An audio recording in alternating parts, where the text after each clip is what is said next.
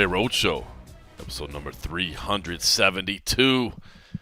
My name is John Morgan. Cold coffee is with me with a little bit of frosty beverage, but only just a little bit of frosty beverage because training camp is about to begin. That's right. That's right. Kimbo Slice. Out cold coffee. Oh, good Lord. He's going into training camp, man. I mean, the mean streets of Las Vegas have been cleaned up. He's out here handling business, but he's no longer is he satisfied with these street brawls. No, he wants to take it into a more organized fashion. And my man's going into training camp. Well, is it training camp? It's funny when you say that. I laugh because I'm like, training camp means like you're building towards a fight. You're building towards something. Well, to peel the curtain, there's a thing in town. It used to be called Whip to Warrior. Right. Now it is called Alta. I forget if that actually breaks down to, I don't think so. I think that's just the name. It's not like an acronym. I think that's just the brand name. Yep. I bet I could come up with something catchy that could mean, but whatever. So doing that, but I have no at this point in time, I have no intentions of taking it to the very end where there is a fight at the end of it. At this point, he said. At this point, he said. I heard the disclaimer. Well, I heard the disclaimer. I mean, at this point, even if to get it to all right, say they don't do some catch weight, because when I start seeing this, I'm like, fuck, they'll make it happen. If you say you want to fight, they will make it happen. I hear reality being manifested right in front of us. If I could even get it to the point where I was closed. I'm a heavy dude. I mean, anybody sees any picture of me. I mean, it's not like we're small gentlemen, and I'm an even bigger gentleman. I just carry it differently. People are always amazed when I tell them my weight. They know I'm fat and they know I'm overweight, but most people don't understand I weigh over 300 pounds. As of this morning, I was 322 pounds on the scale. 265 is a far journey. And it's 12 weeks? Something like 12 weeks or something like that. Yeah, regardless, the goal is to aim towards that direction for my health, right? And just to get in better shape. This is the kind of stuff we've been saying year after year. We got to do something. We got to do something. I'll be turning 48 before it gets to fight night. I do not want to have. He's already talking about fight night. He's already talking about fight night. It's done. It is not going to happen. As far as I'm concerned, that's a verbal agreement right there. with myself. Oh, I say many things to myself, and I lie to myself all the time. The goal is to not have an MMA fight, and whether amateur or whatever, at 48. But that being said, I guess everybody. If you felt good about yourself, I'm not afraid to go in there and fight somebody. Especially if you start, all you gotta do is start talking about Ukraine, and we going outside. We go, and don't throw no lazy leg kick. I'm just saying, I'll bring out that modified Taekwondo stance that everybody seems to love so much. That's so ridiculous. It's so funny because when I told that story in my head, I was like, I know, it's perfectly fine. And then after I said it, I was like, my Lord, you sound stupid, But in my head, that's where my head. I mean, that when I was younger, yeah, Taekwondo. I did as a real young, did judo for like a month or so before I was like, I'm no good at this. Before you got to like the more traditional sports. Back then I was like, oh man, I like that. I did some point competition, stuff like that. Never did any full contact, Taekwondo or anything along those lines. But that was back when I was like 20, 21, 22, stuff like that. Back when you were just like, oh man, you could do anything. The goal right now is just more about what I think the program, why they even partially did the rebrand of what Alta from the Wimp to Warrior. They still, I think, maybe still sort of call it the Warrior program. Now it seems to be, while you are learning some techniques and things like that, it is ultimately boils down to a fitness. It's a training class for fitness and stuff, which I fear the most. I don't fear going in there and hitting mitts and learning some jiu-jitsu and having somebody tap me out and having somebody or heading out to the parking lot or any of that. I certainly don't want to go to Extreme Couture and take somebody out in the parking lot. That would be the dumbest fucking That would be a move bad ever. parking lot to get in a fight in. That would be a bad move. But it would be nice to just get to the point where I feel like I can run around the fucking mats without, like, dying and having a heart attack. And at this point, on day one of when the intro, I don't think that can happen.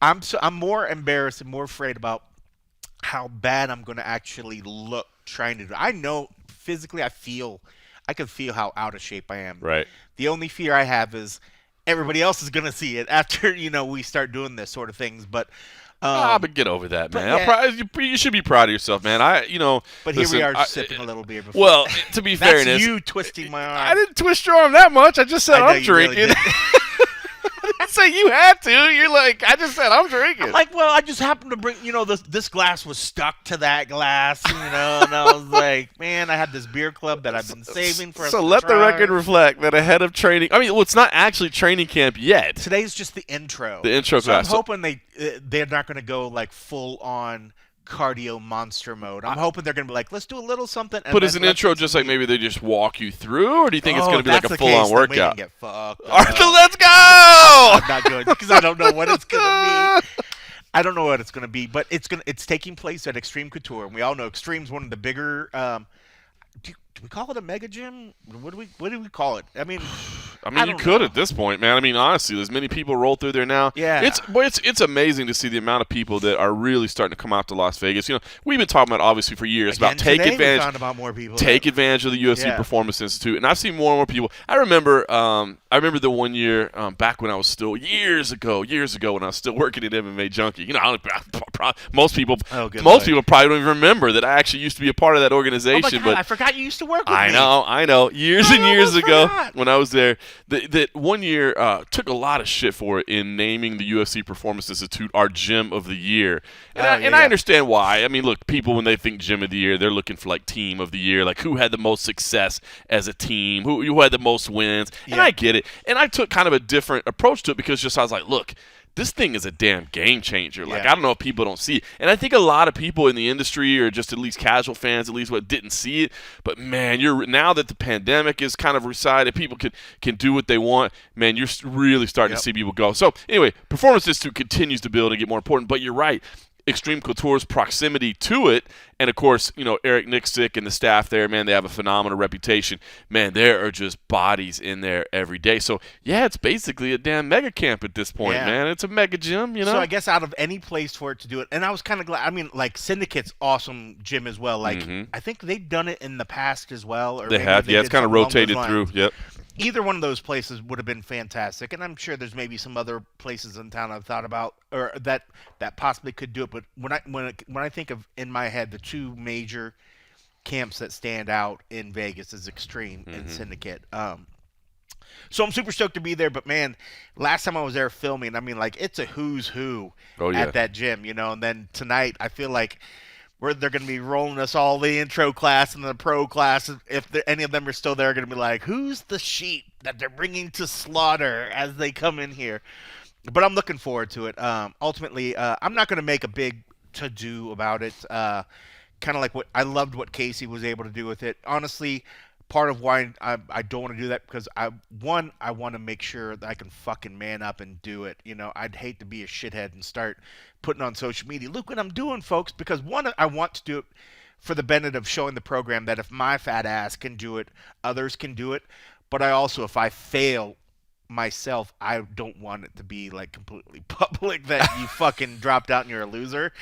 But maybe there is something. I was just saying, maybe there's something. Well, but it would feel weird, like you said. Casey over at MMA Fighting just did obviously had a fight, all that. He went through the whole program. He documented the whole thing, did a lot of video content with it. It would feel very much like just ripping off his concept if you were to do that, right? But there is something to be said from that perspective. I totally understand why you wouldn't do anything because it'd be like, well, didn't he just do that? Why are you doing the same thing? Yeah. But on the other hand, based on what you just said, some accountability. Some accountability.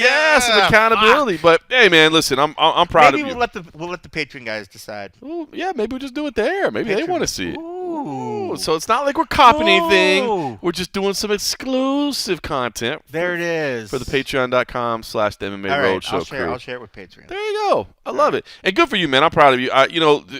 To be completely forthcoming as well, I was invited to go, and I just and honestly, I need to do it as much as you do, but I just can't. Your schedule's even worse. This week I'm going out for CFFC. Next week I'm going out for Eagle. The week after that I'm going out for CFFC. Basically, I'm trying to keep my weekends busy by doing as much commentary as I can and other things like that. And then, with the kid and all that, it sounds like I'm making excuses, but I promise I'm not. And The work schedule, it's still very intense. We're making progress. But still intense. So basically, I'm making excuses, but I can't. But I can't. I really just can't fit in the day. It's true. But I should. I need to, and I'm proud of you for doing it. Well, I mean, and that's the kind of thing. Maybe if and even seeing me do it. And I mean, there's times that because I'm gonna I'll be trying to drag you, especially if I get out in the garage and do whatever here. We could hit things. We could do whatever. We could try to do some stuff. But I will say Hot Tea is doing it as well. Yeah. Amy Kaplan's another one. So even us, we're going to miss some. There'll be some weeks we probably missed because there are some road trips. Do you know what the schedule is yet? What it looks like? I think it might be like 7 a.m. to like 8 or 9 or something. 7 or 8. How many days a week? That I need to double check. I'm sure they're going to say that tonight or something. Maybe 3 days a week? I think 3 days a week. 3 days a week. Like that. But that's the kind of thing. Like ultimately, once we start doing this, I'm hoping that it kind of becomes what I want to do, and then I'll find myself either working out here and the other days or doing something else. Ever since like the back surgery and stuff, I've felt like stiff and just lazier and then like fatter than ever, and I'm just like, I need to chuck that and shake that off. And I'm only getting older. I got to do it now as opposed to anything later.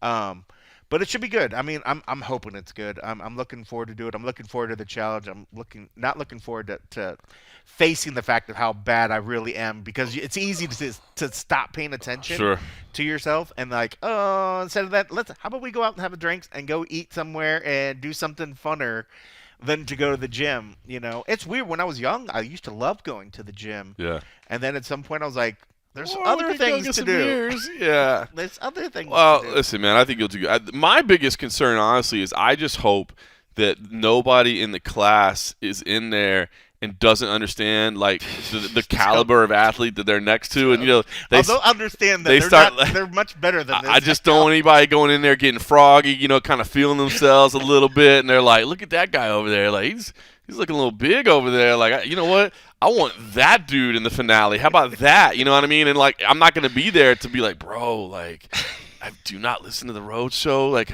are you not aware of the man's reputation on the mean streets of Sin City? Like, step back in your lane. Like, I'm proud of you for doing this training camp, man. I'm proud of you for doing this, but you're about to take a step you don't want to take. You don't want to go there, dog. You don't want to go there. Oh, good Kimbo Lord. Slice, bro. You don't know what you're doing. Oh, God. Oh, man. All right. Well, look. So training camp's about to begin. Yeah. And I'm proud of you for that. And if you want to get updates, patreon.com/the MMA I'll put it on Road Patreon. Show. That's a good idea. Yeah. That way you some accountability, and share some exclusive content with our people. And it's putting it out there, but it's not like putting it out on blast for everybody. Because the last thing, I don't care about like, I don't need a bazillion people like, oh, bro, good for you. You're doing great. But Right. There is something to the accountability part. Now that I say it, and you're right, there is something to it that our listeners, the people that are listening to this, I know that they're all going to want the best for me, but I also know they'll want to bust my ass and bust my chops. So it's cool. That's cool. Yes. You guys have earned that opportunity. You guys have fucking do what you do to help keep the lights on and do other great shit. So I'll let you have that luxury. But in the meantime, we are sampling a little bit here in Las Vegas. There is a place called the Lazy Dog, and I went there for the first time the other day. And you can actually take your dog there when you're hanging out. It's up by Town Square. Town Square, up by the airport.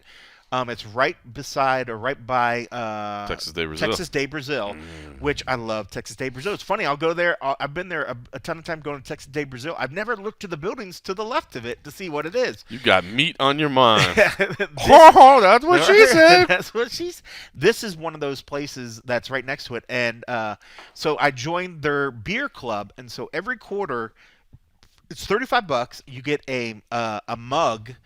Like whatever the mug of the month is, and then you get 8 beers. This happens to be 2 beers of 4 different 4 beers, 2 beers of each beer. So you get 8. What are these, like 16 ounces? Yeah, like 8 16-ounce beers. 1 pint, 16 fluid ounces. Is a pint? All right, so pints. You get 8 pints of these craft beers that they make, and right now we're having what is it? The lager. This is the Ankle Buster. Which I think is Blonde Ale. And it's tasty. Brewed in Alpine, Wyoming by Melvin Brewing. Yeah. And in fairness, usually we pretty much go beer for beer. But, today you're just like only drinking like 40%. Yeah, So I'm going a little. So slower. we'll see how long we talk today. So hopefully the intro class tonight is not a full on. Let's. I'll be like, when we said intro class, what we mean is we need to see where your peak cardio rate is at this point. I'm like, if I throw up tonight, I will be sure to share that with you guys. But it's probably gonna happen. I love it. Well, we'll be looking forward to updates. All right, listen, we're here this week in Las Vegas covering UFC on ESPN 36. We'll talk about that shortly, but I did want to get the continued fallout from you from UFC 274, where we were just at in Phoenix. Was that where we were? I lose track of the numbers at this point. UFC 274. So we got to see Charles Oliveira today. He was there. He was in the corner of Alain Nacimento, so he was kind of hanging out in the background and not trying to take up the attention. But, it was cool to have him in the building. We talked to him. But I want to get to this comment. The champ has a name. The champ has a name. the non-belt having champ has a name, and it is Charles Oliveira from Du Bronx. I want to ask you about this because there's this continued debate that is still raging. I mean, it's only a couple days later, so it's totally understandable about, is Charles Oliveira the greatest lightweight of all time? And I find this a very interesting debate, right? Because the man right now and the run he is on is absolutely incredible. I mean, the dude is absolutely tearing through the absolute monsters of the division. He's finishing them. I think I saw BT Sport, I believe, was the one that put out the graphic, that if you add up his fight times between his wins over Justin Gaethje, Dustin Poirier, and Michael Chandler, like it's less than a full fight. Less than a full 25-minute fight. So he was able to get rid of all three of them in that time. I mean, it's incredible the run that he's on, the win streak that he's on, and especially these last three, Gaethje, Poirier, Chandler, all by finish. And it's intriguing because the thing that I think I've settled on is that this guy that we've seen over the last 12 months, because if you look at it, Michael Chandler was May 15, 2021. This dude that we've seen over the last 12 months is 100% the best lightweight we've ever seen. I mean, if this guy right here, I would put up against Khabib Nurmagomedov. This guy right here, I would put up against anybody in MMA history. But it's different, right? Because normally I feel like when we're having these arguments, we're talking about like guys like Anderson Silva. Where does he stand all time? Yeah. And at what point do you take off the stuff that screws up the end of their career, right? Where they reach this, area of perfection.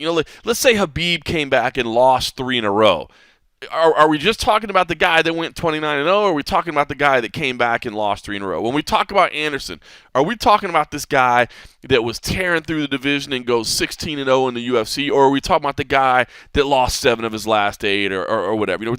But with Charles, it's different because I don't know that we've ever had a situation like this where it's like, well, you gotta. If we're saying like the greatest of all time, it's the flip of it. He started very mediocre. Do you get rid of all that? Like, do you get rid of all that if you're saying he's the greatest of all time? Because if you say he's the greatest of all time, and I say, well, hold on, let me talk to you about the loss to Jim Miller, the loss to Cowboy Cerrone, the loss to Cub Swanson, the loss to Frankie Edgar, the loss to Max Holloway, the loss to Anthony Pettis, the loss to Ricardo Lamas, the loss to Paul Felder. Let's talk about the 2-4 stretch that he was on between 2015 and 2017. Let's talk about the 2-4 stretch he was on between 2010 and 2013. I mean, that's 2 different 2-4 runs during his time in the UFC. And so that's where I'm having a hard time saying, yes, he's the greatest of all time, because I feel like if you say that, you got to throw all that out. Now, if you want to say, well, we're taking his featherweight fights and we're getting rid of them, okay, now we got a conversation. But again, we're still talking about a whole career, and that's where I'm having problems saying that, yes, this guy is the greatest of all time, but I'm saying this dude in the last 12 months might very well be the greatest of all time. Yeah, well, I will bring back the phrase I threw out a while back when is the GOAT. It's the greatest of a time. That's right. Genius. Because genius. You're right. The Charles that's fighting right now is fantastic. He's fighting on a whole nother level. We saw him get rocked by Chandler at a point, and I was like, all right, good. I'm glad. Or I'm sorry, by Gaethje. Yeah. But we did see him get rocked quickly by Chandler as well. Yeah, that sentence was also true. But he recovered, and the Charles from years and years past when he started didn't recover, or that was the point when people would say, "Oh, that's when he would break. That's when he didn't want to get back up into it." That's not the same cat. Mm-hmm. But you're right. It's hard to not pay attention to the stuff that made him eventually be to where he is now. That is part of his record, and that's why I like to think, I think when we say the greatest of all time, you have to kind of take the whole, the whole span of their career, but you also have to take the longevity of it, where it sort of goes, how many of those wins that you're getting, the overall wins. I feel like right now Charles he's tallying that stuff up. He's starting to get name after name after name, and he's doing it. And I think a little bit longer, some more defenses, I think then it's hard to not put him up there to say he's not one of the best lightweights that ever fought in the UFC, hands down.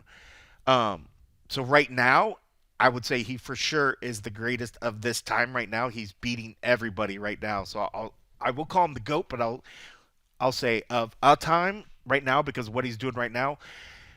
But you look when he's lost to some of the guys in the past, those guys aren't fighting as good as they were fighting. Like you mentioned Holloway. Holloway isn't the same Holloway that, was fighting and was destroying dudes. But that doesn't mean you don't want to say that he wasn't one of the best featherweights that ever did his thing, It's just different now, Charles it's funny. Going into that fight, I told myself because after the last fight, I said, I'm not going to bet against Charles. I'm not going to bet against Charles. And then we saw Justin, and he was looking really good. And then I saw Rose, and Rose was just talking up Justin. So I went back, and I changed my pick. I said, I'm changing my pick from Charles, and I'm going to pick Gagey. What was your reason? Because Rose believes in him. And she sold me. And afterwards, I'm like, that was a really stupid reason to change. You should have just stuck to your guns and stayed with Charles. But Gagey was so focused. I knew that the chin could give Charles a problem. I just didn't realize how good his chin as well has gotten. Maybe he hasn't taken the damage in practice like some other cats. Maybe he, maybe there's something with quitting earlier on in his career that he saved his chin. That sounded really shitty, but maybe he saved funny though, right? Maybe he saved some. I didn't damage. go through those battles earlier. I was just like, I'm out. I was like, I'm out. You got me. I'm pretty. I don't want to hurt this face, and someday I'm gonna have great teeth. I'm gonna keep my face. His teeth are fantastic, by the way. I'm like, did you spend all your bonus money on your teeth?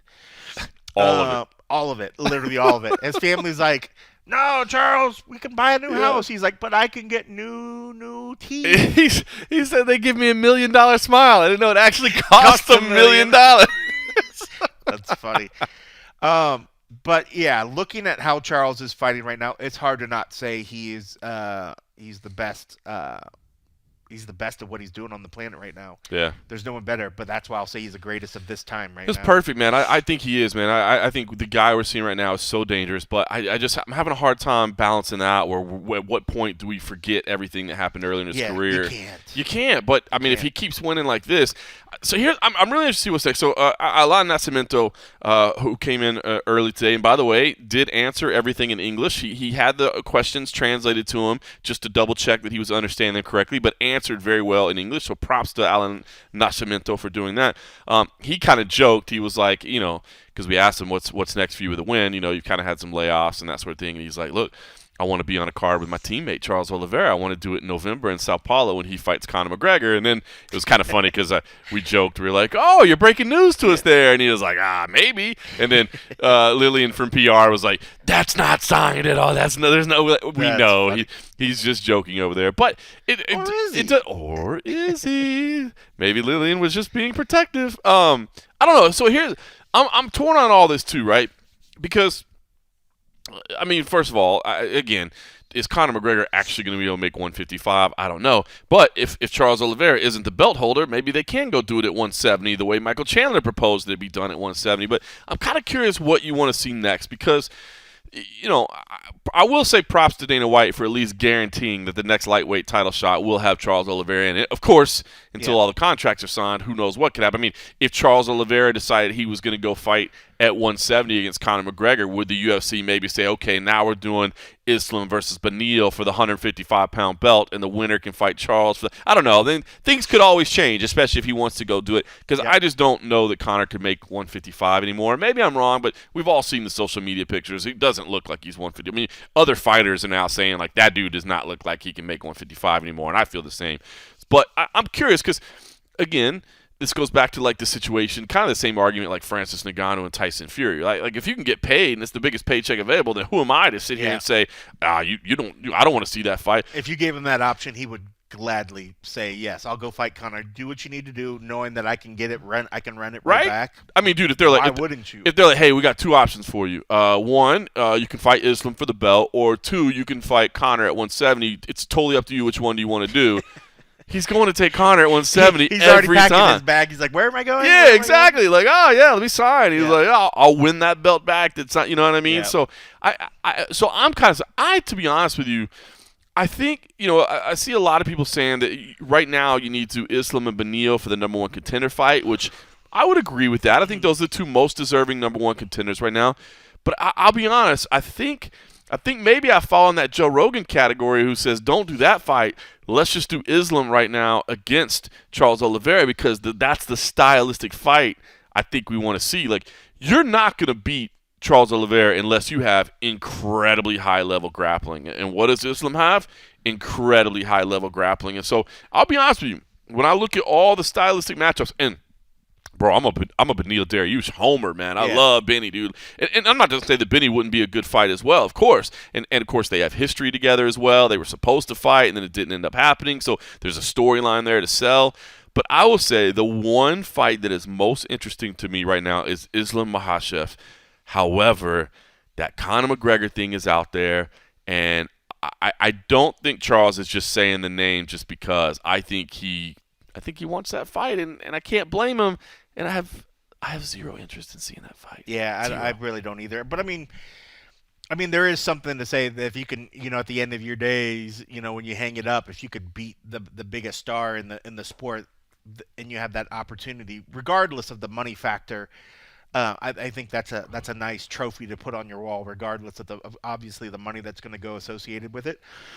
While the Makhachev fight is a fun one stylistically, just because they're very different, and you want to see how Charles would deal with Islam's the way he's able to sort of control guys. I like the idea of a Dariush fight as well, because Dariush kind of reminds me a lot of Charles. Mm-hmm. He likes to stand and bang, but he also is really good on the ground. You almost would see like who does that better between the two of them. Yeah. So for me, I think that's a great stylistic matchup as well, because it's not like either one of them is just going to be like, oh, I'm not going to throw because I'm so respectful of his skills because he reminds me of myself or whatever. I think it could be a lot of fun. It certainly seems where there might be different avenues of how that fight could play out. Islam fights one particular way. While I'm sure he has decent hands and strikes, that's not what you tend to see out of him. Just gets in there and grinds these dudes out and just tears their soul while he's riding their back or something. And then you're just like, oh, okay, wow, that was quick and easy and like not really even that fun to watch, because you're just like, it was so dominating. You're like I appreciate his dominating. You didn't skills. give the other guy a chance. Like, come on, bro, give him a chance to hit you in your face a couple times. Like, don't you ever want to test your chin? No, I don't. I really, really don't. So I don't know. In that aspect, I think the fight with Dariush would be, in my eyes, could be funner, just because I think that we'll see a lot more action all around in different skill sets. But obviously, Islam's the boogeyman. He's the guy that nobody wants to do. And Charles, if he wants to really put a stamp on he being the greatest dude out there, what would that say to go out there and beat him? At that point, who is left? Dariush obviously would be Dariush left. should be left, and then at that point, maybe you start trying to chirp at Khabib and just being like, hey, bro, I just beat your guy. And a lot of people are saying I'm the best. You want to come prove I'm not the best? I don't think Khabib would take it. I think Khabib is smart. I think Khabib, especially now that Khabib has his own promotion and he's doing all that, I think he realizes that same thing that George St. Pierre was saying recently. We're like, look, and it's something that I do think people do need to realize. You're probably better off for your future life to walk away a little too early than a little too late. And I don't just mean because of like health reasons or anything like that, which obviously you don't want to walk away too late for that. But, Khabib, for the rest of his life, is the 29-0 undefeated, undisputed champion. That's it. If you come back and you win, okay, now you just went into another level. Like, hold on, this dude just took off came back after 3 years away, and still beat the guy that everybody says, okay, now the dude is, he's God or whatever. But if you lose, that's all or nothing. It's all or nothing. That's an all or nothing bet. If you lose, you're no longer the 29-0, undefeated, undisputed, never been beat champion. And I think that's too much to risk because that's your future business opportunities. That's marketing opportunities. That's everything. That's whether you walk down the street one way, knowing that you're the undefeated dude that left on top of the game, and then you go down the street and you're the guy that left the game at the top, decided to go back, give it a try to knock out that young stud, lost. Yeah, you walk differently. And the last thing that people remember, yeah, they would. The last thing they remember of you is something a little different. You know what I mean? Whereas it's like, oh, dude, that dude was unbeatable. And you're like, oh, well, that dude was unbeatable in his day, but he came back and got his ass kicked. But you got to understand, that's not the real guy. You know what I mean? That's it's like when people who never saw Anderson Silva in his prime talking about Anderson Silva now, and they're like, bro, that dude's not that good. Like, no, he was really that good, man. But really you're seeing the wrong thing. So I don't think he'll come back, but. It would be okay. So here's the last thing I'll say about this. I know we're talking a lot about UFC 268 a week later, but I do think it's 268, 274. I don't know why. Beverage is getting to me, I guess already. 274. You better not go to training class tonight. I'm not. Trust me. Don't you worry about that. I'm gonna go continue the frosty beverages afterwards. No. Here's what I wonder. So. The UFC is going to Abu Dhabi in October, of course. They're going to have Islam Makhachev on that card if they can. I'm sure they're going to try to get Charles Oliveira to go there. I can see, as much as Charles is talking about Conor, as much as Charles is talking about fighting in Brazil, I could see him saying, dude, I'm at the top of the game right now. Why are you making me go to Abu Dhabi to fight this guy in what, is conceivably his backyard? Obviously, it's not where he lives, but, they've got deep roots there in the Abu Dhabi area. Why would you make me go do that? I'm not going to do it. So I'll give you 10 million reasons. See you in Abu Dhabi. No, but could you see? Now, here's the other. So that's one factor, right? The UFC is definitely going to Islam on there. The UFC has that partnership with Abu Dhabi where they're required to have championship bouts on there, right? Could you see? There's always the UFC doesn't need to justify anything, but I'm wondering, could they come up with a good enough reason and sell to the public why Islam Makhachev versus Beneil Dariush is for the interim lightweight title if there's not actually a lightweight champion? Could you sell that, or does that just go that sounds stupid? That's without there being a reason that Charles wouldn't be involved is just really shady. I was gonna say now you gotta see what Charles is gonna say, because if Charles is like, I told him I'm not going there. Then I can see where they have a leg to stand. But at that point, do you just make it for the lightweight title, or do you say, well, we make it for an interim even though he's not the champion? The belt's vacant right now. So at that point, you just make it for the belt, right? For the belt. We offered it to Charles. We said he was going to be involved. Yep. We offered it to him. He said no. We've got to keep the division. Yeah. At that point, it would have to be the outright. Because right? interim's only if there's somebody holding the belt, right? I think so. Nobody has the belt at this point. That it would be pretty dumb to have an interim belt without an actual title holder. It would be. I could see that. I could see it happening, man. I could totally. They see have it to. happening. They would just. Not that they seem to care. Sometimes they would lose so much face if they didn't offer it to Charles. If they just said, "Hey, we're just going to go this." No, route, they have to offer it to Charles first. Yeah. But if Charles turns it down, I think, as much as I hate to say it, I think they are justified. And I think Dana can say, we ask him, Dana, you were in that press conference. You said he gets next shot. And all you have to say is, yes, we offered the next shot. This is when we're doing it. And then at that point, you just say, but the champion, well, he's not the champion. He missed weight. This is when we're doing the lightweight title fight. We offered it to you. You didn't want it. We're moving on. At that point, now I know a lot of people would be like, oh, F you, UFC, that's crap. But I think, look, consider it. They have a partnership with Abu Dhabi.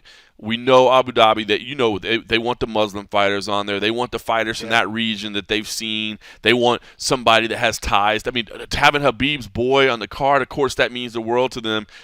And if we offered you the title fight, look, I think they're justified in that situation. I know it wouldn't be a popular decision, but I think they'd be justified at that point. Unless they made it like Camacho and Conor for the belt. Something ridiculous. They'd sign up for that. They'd be happy with that. Yes, they would. They'd be happy with that. They would like that more than the other one. It's true. Think. That would be ridiculous. But, ultimately the UFC could do whatever the fuck they want with this belt. You know, I mean, there was no sort of precedent of what happened in the first place. You know, while they might feel bad that, you know, what happened to Charles got stripped, but they made the decision to go along with it and take the belt away from him. At this point, they can kind of do what they want. If they want to give him the first shot at it, what they did, I don't know if it's not like that was probably written in the contract. If you fail your weight and you have to vacate it, we're going to make sure that you get the next shot. That was probably only because they felt like there was some shadiness. If they couldn't put it back onto to either the commission or something else, and it was just a straight you lost your shit and you won, depending on if they you're in their good favor, you get that next shot. They might just be dicks to you because you pissed them off and you fucked up. Mm-hmm. But now that there's like this little iffiness of like whether is the commission to blame, was it the scale, was it that we didn't have security that was there, that they feel a little bit iffy, that they're like, okay, well, for sure, you win, you're going to get first shot. But ultimately, the UFC can do what the UFC wants. It's the UFC belt. It's not the commission's belt. It's not like the commission says, no, it has to go like this. It has to go like this. The UFC can kind of do what they want, you know. And before, when we've seen them make decisions, they've skipped over guys and give like a more popular person, the person that had a great showing, an opportunity, and they leapfrog. As much as we say, man, that's to the detriment of the company, to the detriment of the division. How dare you do that? But they do it anyways. So if they did find some reason, you would think, of course, yes, they're going to reach out to Charles and they're going to do whatever and give him the first shot. I mean, why not? But if Charles is like, I want to fight in Brazil next, Brazil, they're going to move on. They're just going to move on. They're going to move on. They're just going to, then that's it, you know. Look, I'm not hoping it happens by any stretch of imagination. They do need titles. But I'm seeing the writing on the wall. They're required to put titles on there, and they want Islam on there. Kill two birds with one stone. I'm seeing it again. This is not talking to anybody. This is not any inside info. I just see the writing on the wall. Maybe if they did Charles in that, and then say if they brought Davis in or something, is he able to fight around that time frame? Have a couple Brazilian title holders? Well, no, because that's why they're doing. Davison, they already said they're talking about maybe an interim title fight with Moreno and Kaikara. What's up with the Davison again? I don't know if he can't fight or just doesn't want to fight. Yeah, jeez. I know. What's going on right now? No, it's nuts. All right, listen, We're gonna have more interim belts here than anything else. It'd be amazing. Well, except like we said, the lightweight that will be for the title. If he says no, that's for the belt. The champion has a name, and it's Islam Makhachev. It's so funny how that's just taken. It's funny because I was like, every time he kept saying, I was like, start rolling my eyes. I was like, oh my god, I can't believe it. But it has certainly taken on a life of its own. Yes, it has. Like everybody, and to know that it's in multiple languages. Like we talked to Diego, and he's like, oh yeah, all the Brazilians are saying it in Portuguese. Oh, the champion has a name. Oh, it's like, so it's not just us. Like no, everybody is saying was just the like, champion what has a name. This shit. It's so ridiculous, but you can't get it out of your head. You know, like I was like, this is the most obscene thing. They just keeps pounding into my brain, and he kept saying it, and then I found myself repeating it, and I'm like, what is going on? Like it annoyed me, and now I'm like repeating it. I'm like, job well done, sir.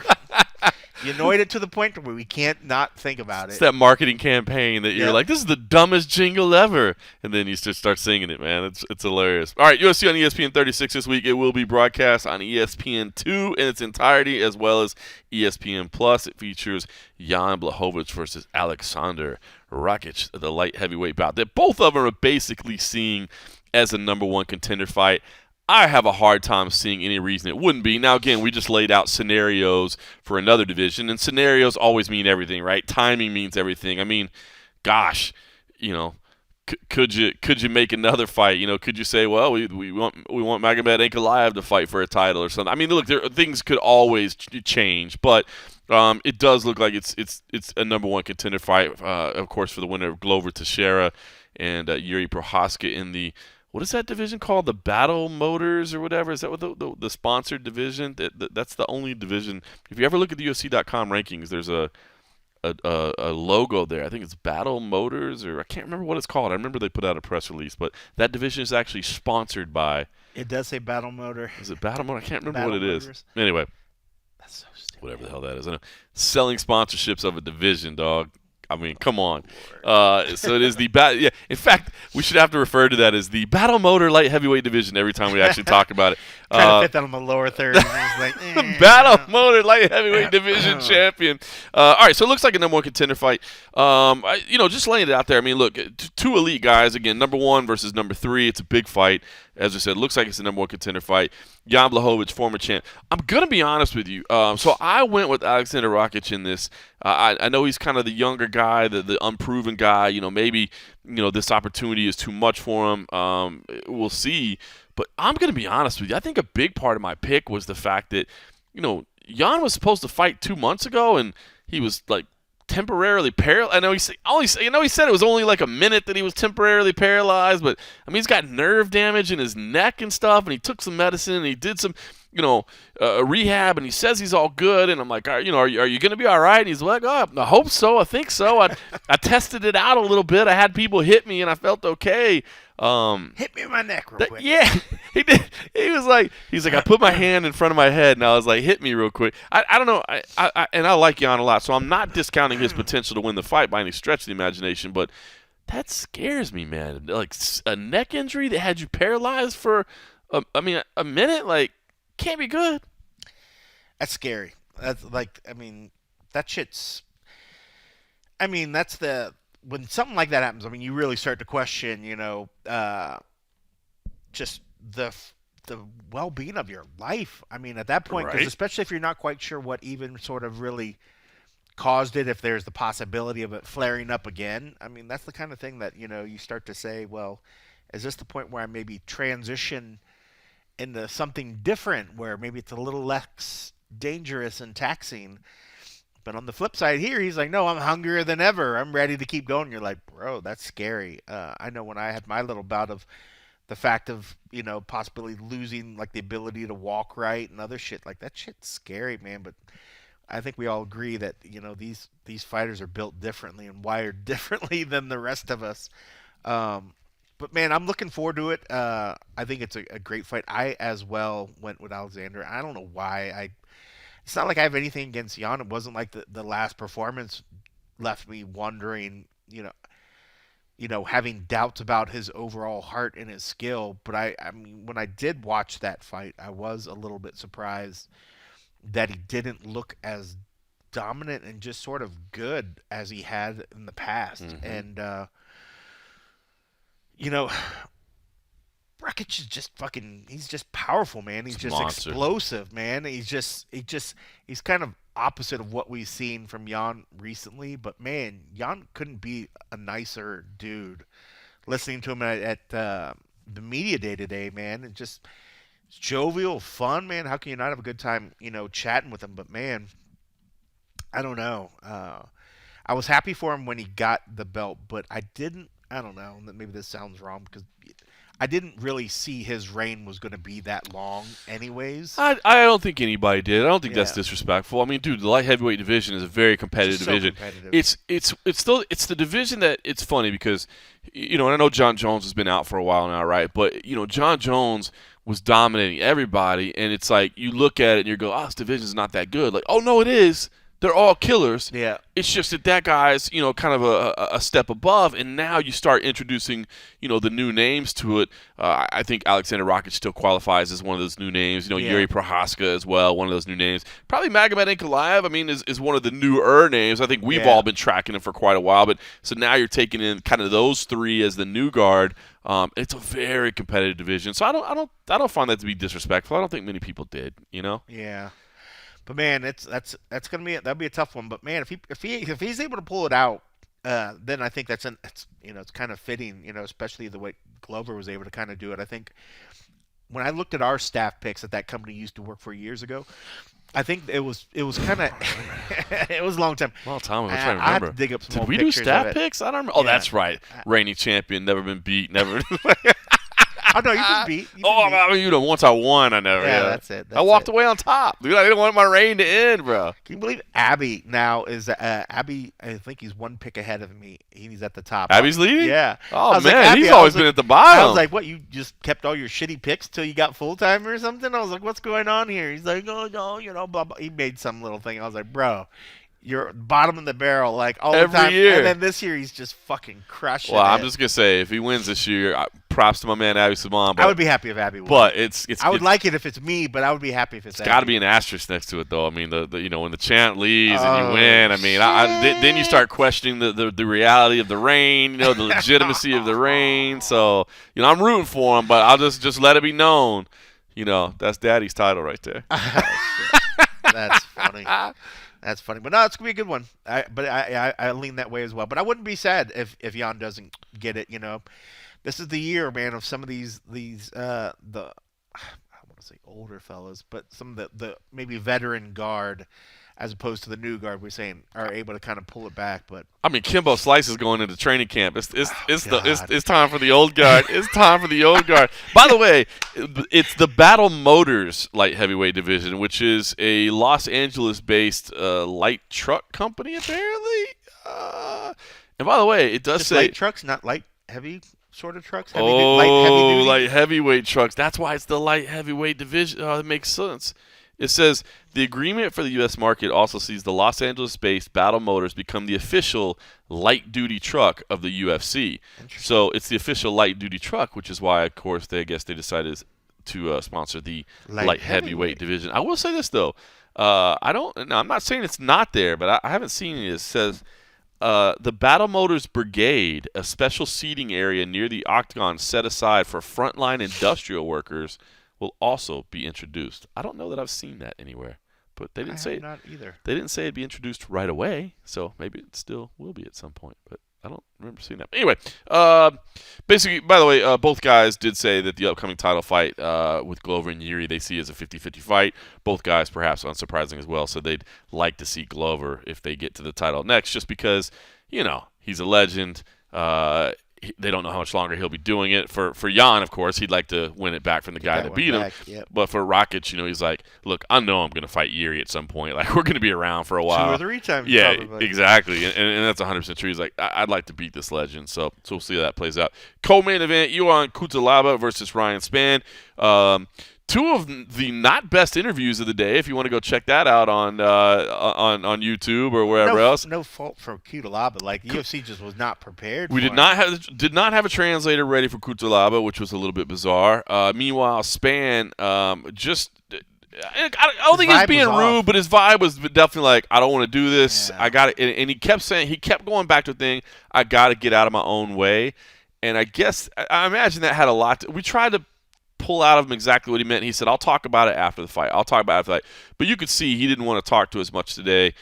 We tried to keep it at a minimum. It was almost like he was getting in the way of putting a good interview out there. He was saying, I just got to get out of my own way. By the way, Iwan Cutelaba, though, while his interview was not great, he did, in order to show us that he was ready, he's like, I'm ready. Because the lady translated for him, and then he just said, guys, I'm ready, and he took off his shirt and flexed and posed. And was just like, I'm fucking ready. And as soon as he took his shirt off, you could hear Morgan like, thank you.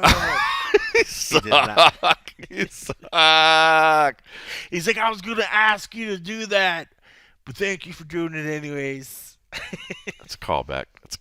Robert Whittaker. All right, I got you. I know where you're going with that. Davey but he Grant was in shape, boy. He's always in shape, though. That dude's always been a specimen. And I think I asked him. That was so weird. Why the white? He's not doing the green painting. Well, here's the thing is, if there's no ceremonial weigh-ins, he has to paint himself green in like 30 minutes. And I think it takes longer than that. So I think that's why he's the White Hulk now. So he doesn't use any paint, or he just... No, he hasn't used paint in a while because the face-off... Okay, that makes more sense. I thought he was going to paint with himself with like white paint. I was like, that's so stupid. We need an interpreter for you up there to interpret the joke. Well, yeah. Then at that point, just come the naked. Well, look, he was doing the best joke he could in his second language without his interpreter there to help him out. Louis Smolka versus Davey Grant. That should be a hell of a fight. Really funny. Like, oh, blah blah blah blah blah blah blah blah blah. He said White Hulk. Louis Smolka versus Davey Grant should be a phenomenal bantamweight fight. Both those guys were in great spirits. Smolka came in with just an absolutely phenomenal head of hair. Was on the complete flip side of Ryan Spann. You had Louis Smolka, who was probably one of his best, funner media days. Oh yeah, of that I can remember recently. Good spirits, man. Yeah. Cracking jokes. Not cutting the flyweight helps that a lot. Meanwhile, Davey Grant, man, I love Davey Grant. Always have, man. He is, as he joked, I'm always smiling. He's always in great spirits. But I feel like, he's gotten 4 bonuses in a row now, and his last 2 were losses. But I feel like people are really starting to have respect for this guy, and I love what he said. He had some amazing quotes where he just said, "Look, I still think I can win the title, and I'm not ruling it out. I'm on the cusp of the top 15. Once you get in the top 15, now you can start making big moves depending on the matchups you get." So I'm not saying that I'm not, going to have a championship run left in me. He's like, if people just know me as the guy that goes out there and puts on fights you want to see, that's entertaining every time out, I'm cool with that. If that's what people know me as, and dude, if you don't know Davey Grant as that, man, like, you haven't been paying attention. This dude puts on fun fights, man. And I think Davey Grant, Louis Smoker should be fun. As Louis Smoker said, he's like, hey, if you liked Oliveira versus Gaethje and you want, the free version of it down here, tune in this week and you can watch us. I think that should be a fantastic fight. Caitlin Chukagian versus Amanda Ribas. Interesting fight here, too. I realize, I know Caitlin Chukagian gets hated on all the time, but take that away. She's the number 1 contender in that division.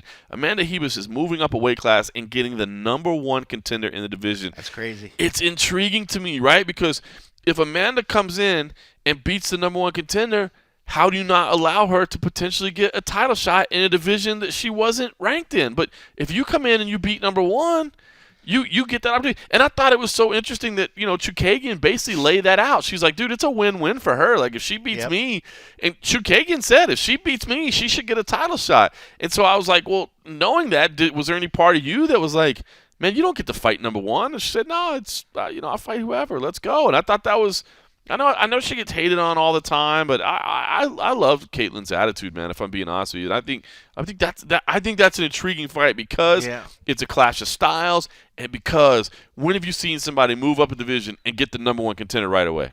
Only people with Dana White privilege. That's not funny. I'm sorry, Tony. Sorry. I didn't see you step in there. I apologize. I should have known it when I saw the baseball roll onto the floor. I didn't see the bat come in here. But I mean, there is something to be said to that. Nobody just goes up and gets it unless you're a title holder or something. Do you go up there and just get to practically fight for the title, which this is, in a sense, is as close as you can get. I don't know if Caitlin's mindset has always been would always have been as just like, oh, I don't care, as much as it is now. I think for the longest time, maybe earlier on, if somebody was skipping up like that, I think she would actually probably bitch a little bit more about it, as she would, as she should at that point. But just like she said, she's not that she's been like this gatekeeper sort of like role recently, where like everybody that's if you want to try to get to the top, you have to get through Chukagian to get to the top. I mean, she's been near the top of that division, or trying for the top of the division for it feels like forever now. And I just feel like if this fight would have maybe happened like a year or two ago, I don't know if she would have came in the room as completely like, I just want to keep fighting. I'm just fighting about myself. I don't know if it's just a matter of as time has kind of happened and the way they've kind of matched her up and given her some of the things, that now she's just like, well, at least I'm working. Yeah, at least I'm getting fights. I'm getting paid. But good on her, to kind of just take that sort of what's been dealt to her, and doing it with a smile on her face. But I do think that she feels this is a very winnable fight for herself. And I think she knows that Amanda's coming up with some hype, I mean, for her to get that shot, she realized that there's just definitely some, push behind Amanda to get that sort of thing. If she wasn't so popular, I mean, she's cute, she's popular. She won her last fight, lost the fight before, and now all of a sudden you get bumped up and you're fighting the number 1 contender. It doesn't make any sense at all.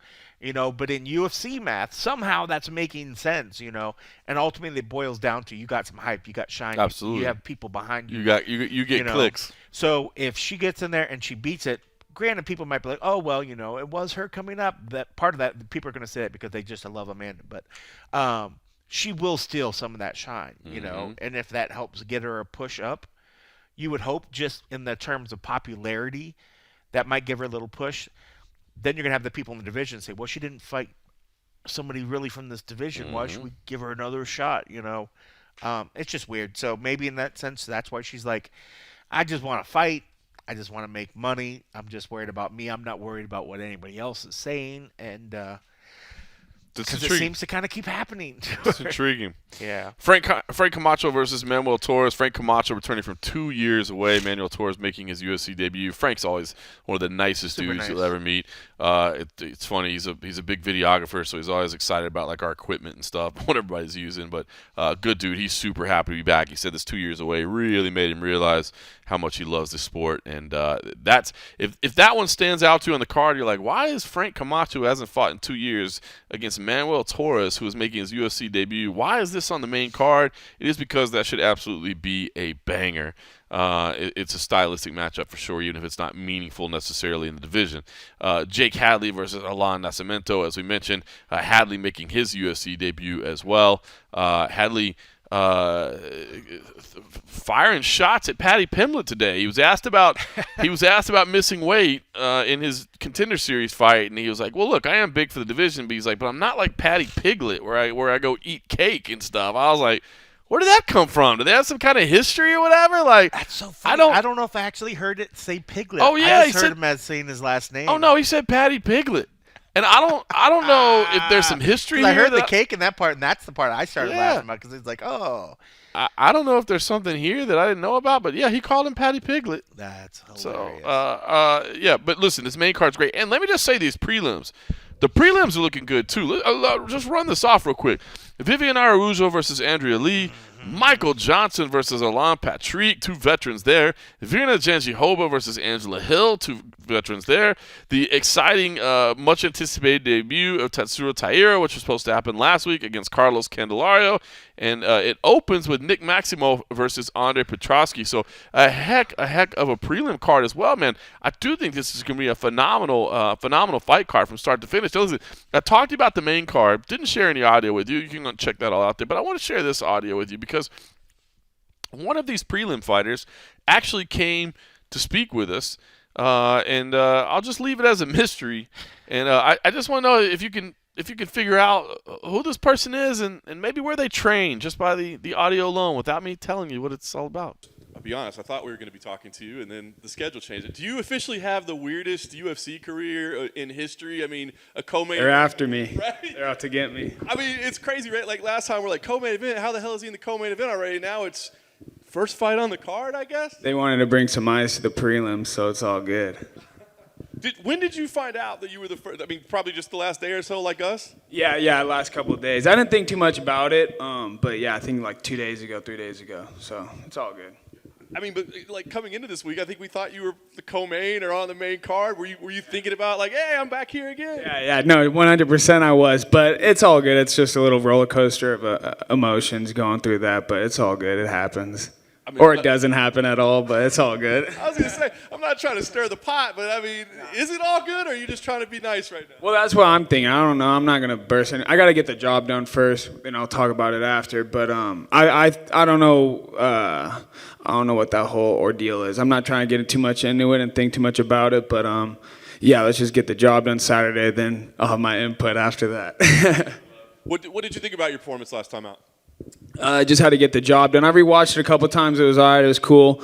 Puna's just a dangerous guy, and you got to respect it. He's arguably probably one of the most explosive punchers in the middleweight division. So you just had to respect it. I felt like I was doing good everywhere. Even after the cut, I think I was doing all right. I thought I won the fight pretty clearly. But he's good. You know, I respect him and his skill set. He's a good fighter. I spoke to Andre last week. He said he actually asked to fight you. Do you know if that's No, that's cap. That's a lie. I actually tried fighting him in LFA a year and a half ago. He didn't want it. Him and Tresean Gore are the same two people because I've been trying to fight him last 2 years since COVID.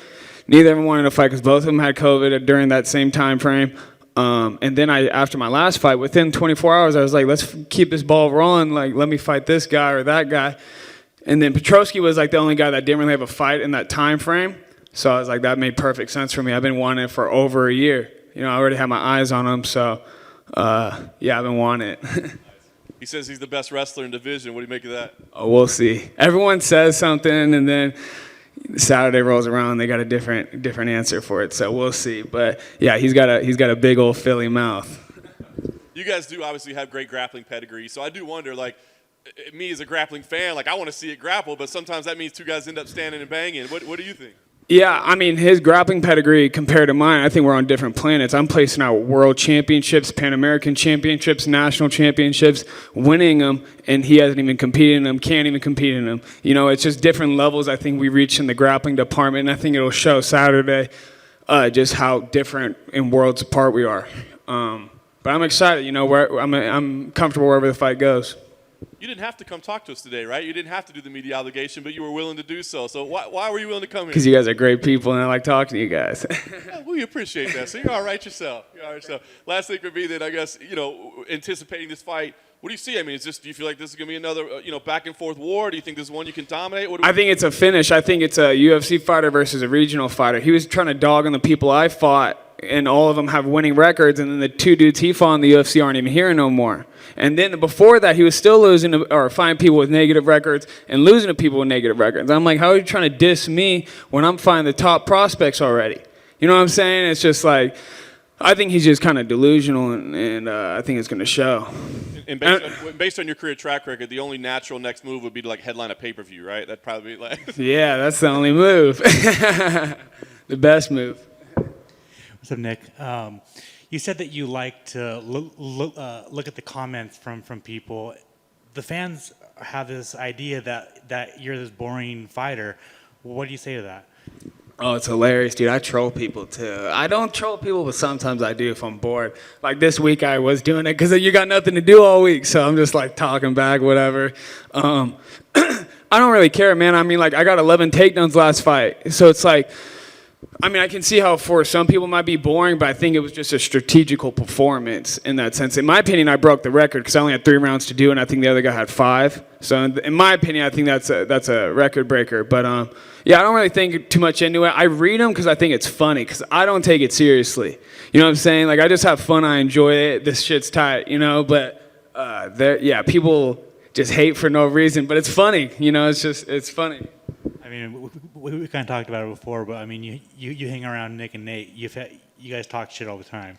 Oh yeah, dude. You'll hear I don't even want to go there, but it's all good. Yeah, you'll hear some people go back and forth with each other. You gotta have thick skin, you know. It's just how it is. Yeah, we go back and forth with each other.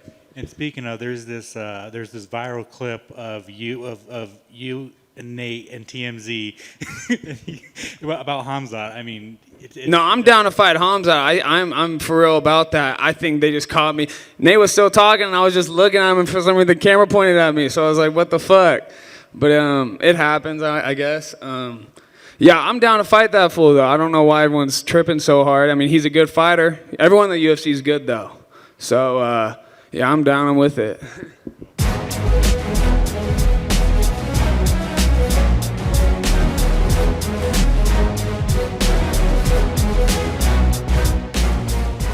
All right, of course, that was Nick Maximoff. It's just funny. That guy is the audio is unmistakable, right? the Diaz brothers' influence is there. But, man, if you guys weren't aware of this, for like the entire build-up to this fight was listed as the co-main event on like UFC.com and the ESPN page and all that. In fact, I talked to Andre Petrosky, my CFFC broadcast partner, when CM Punk isn't available, and he even mentioned, he was like, yeah, man, I think that you can see the UFC sees the potential in this fight because of where we are on the fight card. And I was like, yeah, I'm with you. And then all of a sudden, they're the first fight of the night. They're the first fight. So Maximoff. So did you call him up and have him revisit that one? This quote not looking so good on paper anymore. Like, you can see what they think of this fight based on where we are in the card. It's so weird. Maximoff goes from the co-main event to the first fight of the night, which is so bizarre. But I thought it was cool that Nick wanted to come in. Basically, he wanted to come in and do media today, and he didn't have to, and so he came in and gave us a few minutes and was in good spirits. But it's just so funny. If you just close your eyes if you're in the room, or if you just happen to be hearing an audio the way we're doing it here, it's like the unmistakable Diaz brothers influence is there. Easy. I'm a little surprised this first fight. I mean, this fight easily could be like the featured prelim or something. That's a little surprising. It's a little surprising. I agree. All right, listen, we mentioned it earlier. We appreciate if you like what you're listening to, that you do take a moment to rate us and review us, and just log in and give us a little 5 stars wherever you listen. Give us a little comment if you can. That always helps us as we're trying to grow this podcast. Or, of course, if you want to go to patreon.com/the MMA Roadshow, support us a little more directly over there financially. That means a lot to us. It gives you, of course, exclusive access to the and-a-half episode, and it just makes us like you that much more.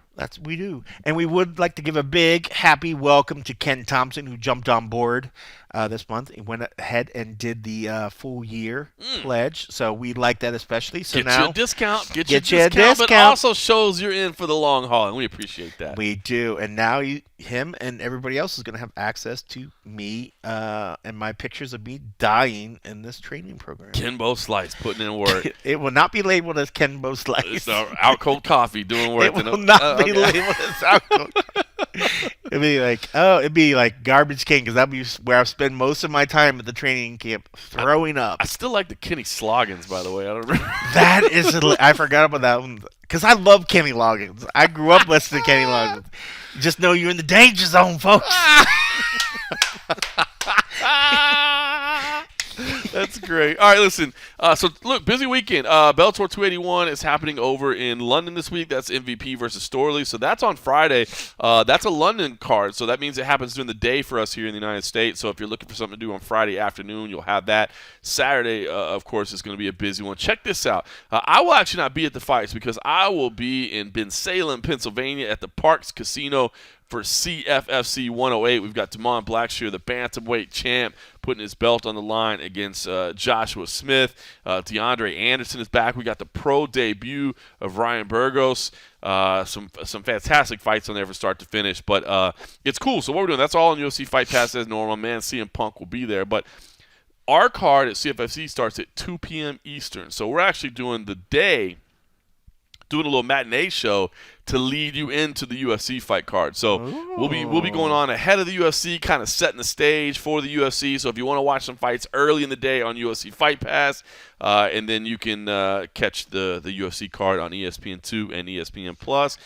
Cold coffee, I'm Day sure. before that, yeah, you can tee up with me and Hot Tea on Friday night for the LFC 36, I believe. How this about one? that? Lingerie Lingerie Fighting Fighting Championships. I'm bummed that I can't be there, but Hot Tea is going to be making his LFC commentary debut. It might be his first and last time. Quite getting- possibly, would not shock He me. might get the boot halfway through it. I did want to say, for those of you that still like to pay attention to the MMA Junkie as well, Abby's going to be over there in London. Have to. You can't. Our good boy, our good friend Abby, who is one of our great editors there.